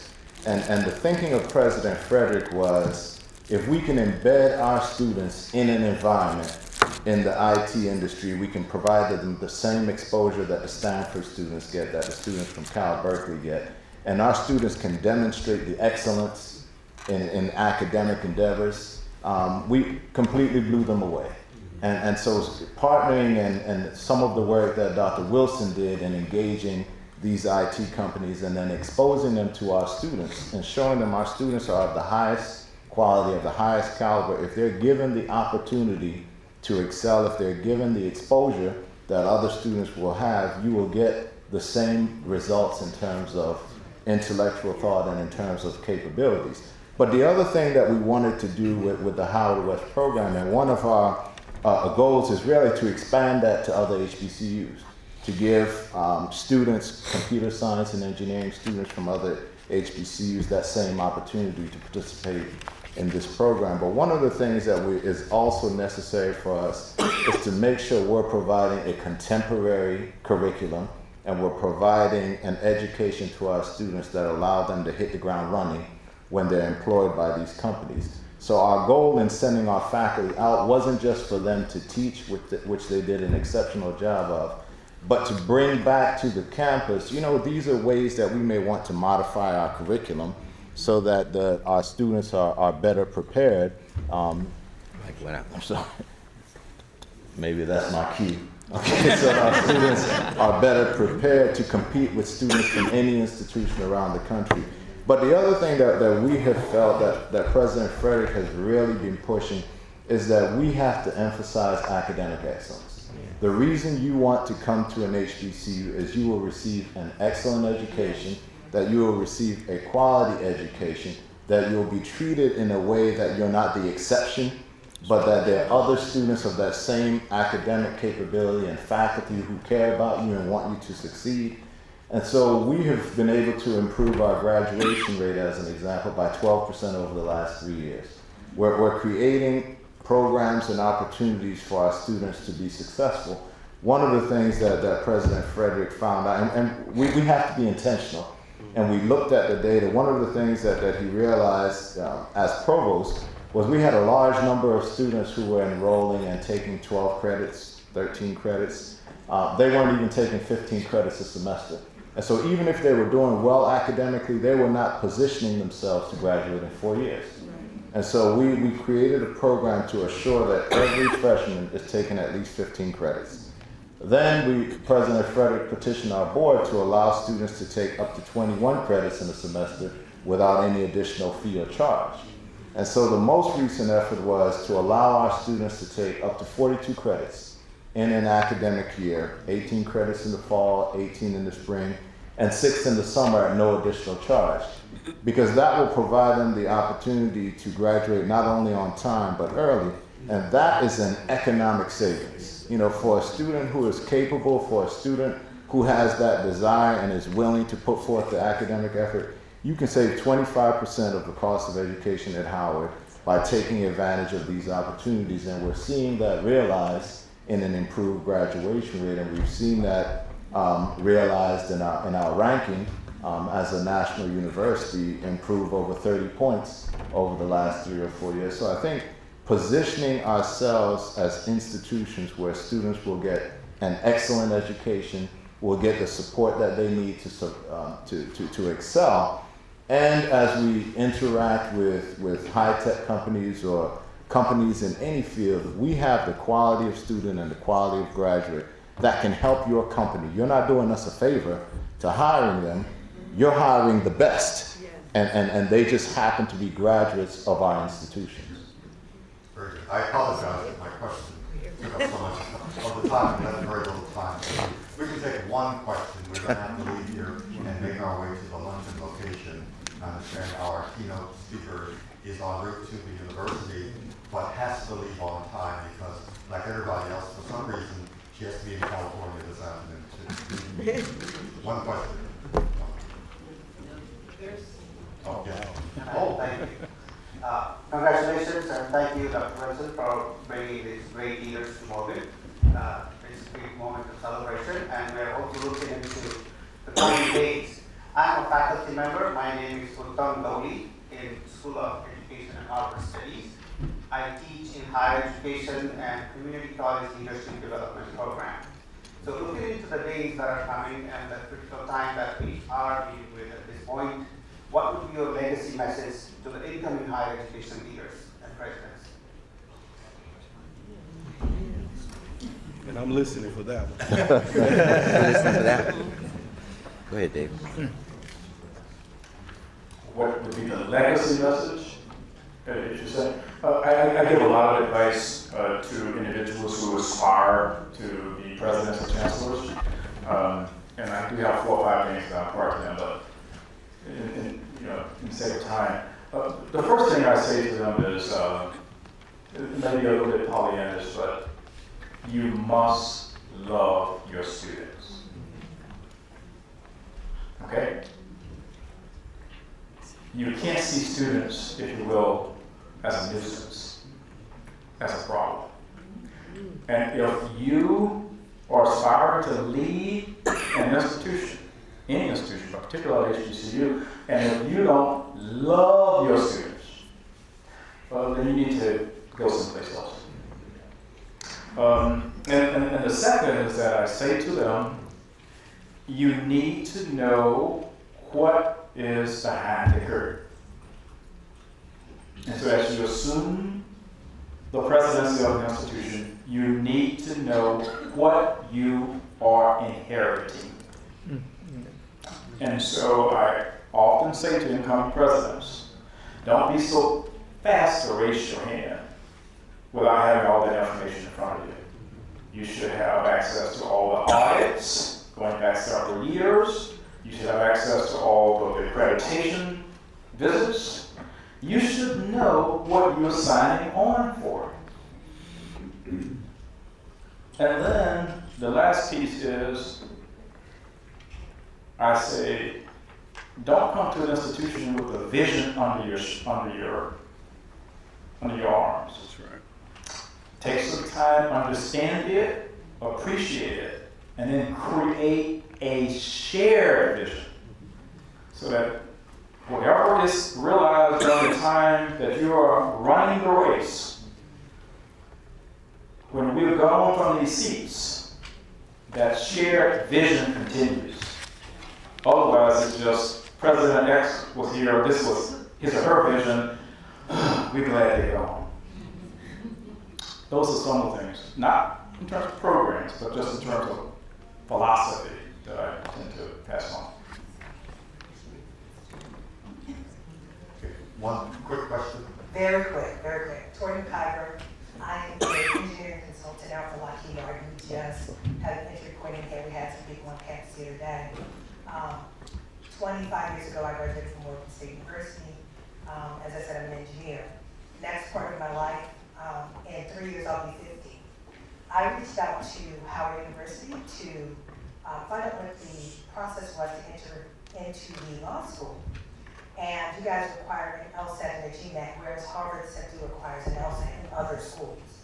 So 2 points. I'd like to see more collaboration in that we systemically work together as the president, I apologize, I rushed there from where the president on both ends said about collaborating and maybe even partnering as the president from Howard University suggested with the Google program.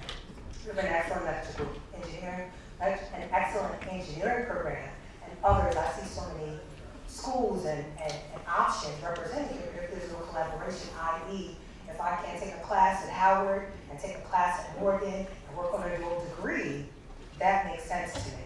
So working, my next steps are, as I said, law school and getting an MBA, because Lockheed Martin will pay for an MBA, right? Partnering, they'll have to pay for my law school degree.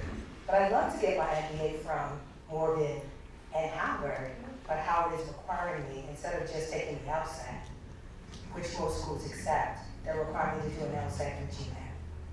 Thank you. Sure, and I'll just comment that we actually do have a combined JD MBA program, but I'll to your point of the need for us to collaborate more, I absolutely agree. I think there's a lot that we can learn from Morgan. There's a lot that we can do collaboratively with Morehouse, and we're trying to work more. Howard offers some professional programs and graduate programs that many of the other HBCUs don't offer. So we would love to further that collaboration and provide an opportunity for students from other HBCUs to track into our pharmacy school or into our law school or into our medical school. So we absolutely invite the opportunity to create more collaborations and work more in partnership. Sometimes we joke and jest and we boast about our institutions, but I think we have a collective goal and we share many of the same missions, and the more we can work together and collaboratively together, it's going to be essential for our institutions. But I can talk to you more offline about the requirements for our program. Because I'd love to be able to get my master's from Howard, you know, my JD degree from Howard or wherever else, but there's a partnership in addition to the requirement being a GMAT and an LSAT. Whereas Harvard, University of Maryland, University of Baltimore, You gotta wave the GMAT. Yeah, that's what she wants. She wants you to say it right now. Wave the GMAT. Right now, right? Right now, say That's on it. my application too.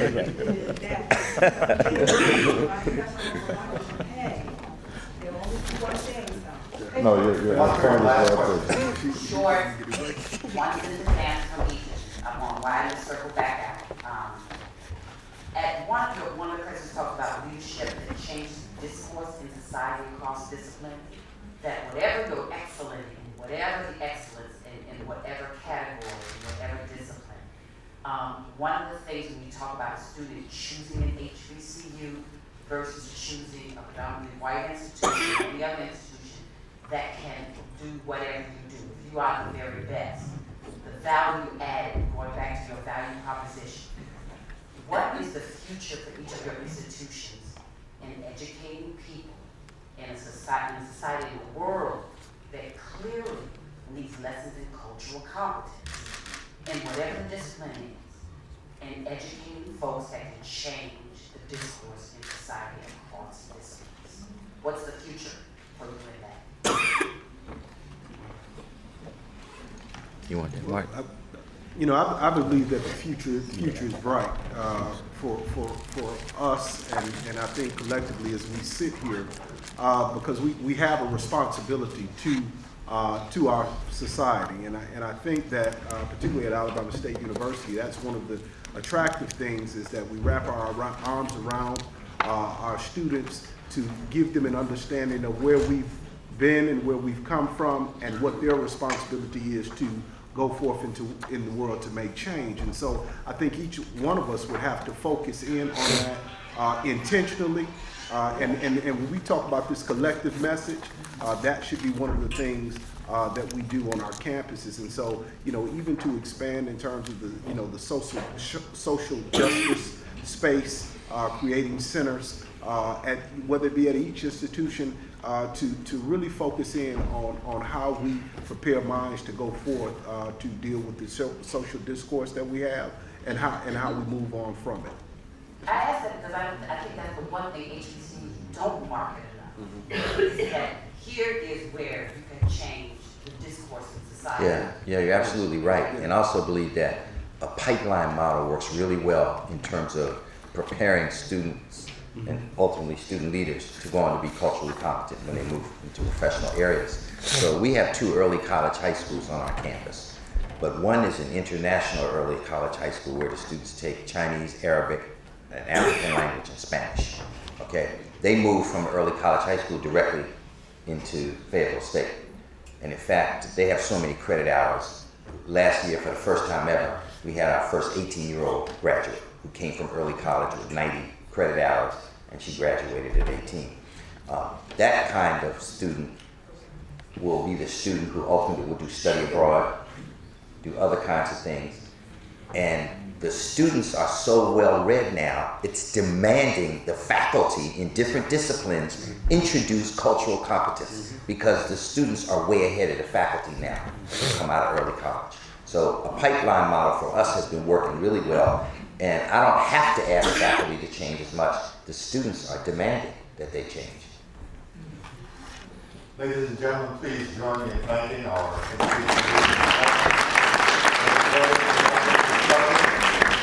You may now exit at the top of the auditorium and make your way across the Genesis Bridge, Mr. President, toward the University Student Center, where those of you who are registered and attend the luncheon with the Congresswoman Maxine Waters as the keynote speaker. Very well. Great discussion. It's a pleasure. I've enjoyed all my interactions with Dr. Frederick. Oh, great. All of it. And I'm looking forward to it. Okay. They gave me a much better job. You could have always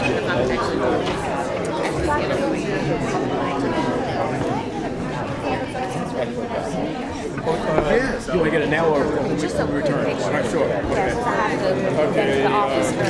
So here very quickly? Yes. Okay, Lisa?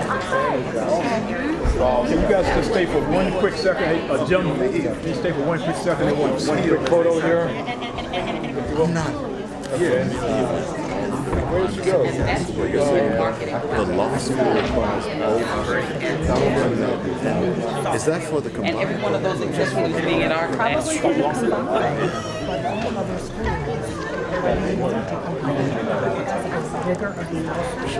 don't think we realize we have another side of it.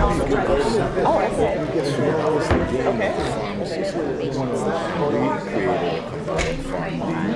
These taking the photos? Students still require the GMAT. Thank you so much. That's not for law school only. You must be MBA asking. and JD. Right, correct. Yeah, MBA and Okay, JD. so the way the question was heard, you were making it sound like to get into law school, you had to do. No, what I said was because But I'm just saying the way it heard, the way it sounded. Okay, because I said I work for Lockheed Martin. Right. They're going to pay for the next degree. Right. Doing a dual degree. Right, I And just then wanted to collaboration. Get clarify, clarification. because the way it was sounding was as if just for law school, a GMAT and GRE is required. That's the year. Yeah, I never mentioned a GRE, but the else I mean, have a not GMAT. GMAT, Yeah, yeah. sorry, GMAT. Yep, yep. Yeah, yeah. Hello, how you doing today? Okay, hello, how you doing today? I'm great, thank you. How are you? Great, good. Thank you. Yeah, we follow up. You guys have another shot at us at 2:30. 2:30.